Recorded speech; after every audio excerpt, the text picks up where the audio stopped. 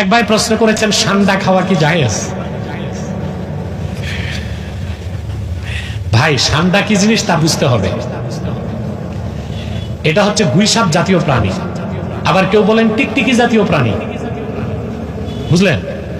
আসলে ঠান্ডা খাওয়াটা হানাফি মাযহাব মতে না জায়েজ, মাকরু তাহরিমা।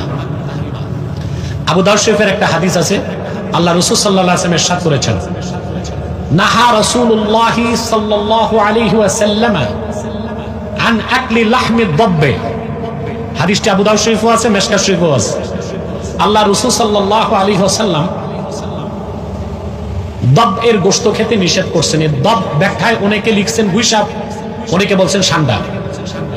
কথা বুঝতে পারছেন? তা হানাফি মাযহাব মতে ষান্ডাটা কি বিজ্ঞানীরা বলতেছে টিকটিকি জাতীয় প্রাণী, আর দেখতে দেখা যায় অনেকটা গুইসাপের মতো। সর্বোপরি উলামায়ে কেরাম হানাফিদের ফতোয়া এটাই, ষান্ডা খাওয়া মাকরুহে তাহরিমা, যেহেতু হাদিস শরীফে নিষেধ এসেছে।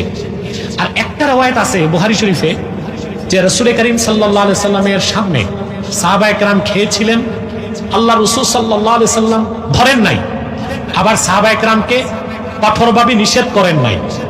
তো উসুল হচ্ছে যে কোনো হাদিস দিয়ে যদি হিল্লত সাবেত হয় আর কোন হাদিস দিয়ে হুরমত সাবেত হয়, ইদা তাআরাযাতিল হিল্লাতু ওয়াল হুরমাতু ফাতুরাজ্জাহুল হুরমা। বুখারীর একটা রওয়ায়াত থেকে দেখা যায় খাওয়া যায়, আবু দাউদের রওয়ায়াত থেকে দেখা যায় খাওয়া যায় না। তো উসুল অনুযায়ী হানাফিগণ সিদ্ধান্ত নিয়েছেন যে হাদিসে নাহি আসছে, নাহি খাওয়া যাবে না, ওইটার উপর আমল করতে হবে। এই জন্য হানাফিদের মতে এটা মাকরুহে তাহরিমা, হারামের কাছাকাছি। ঠিক আছে? না খাওয়াই ভালো না, না খাওয়াই উচিত, ভালো না উচিত।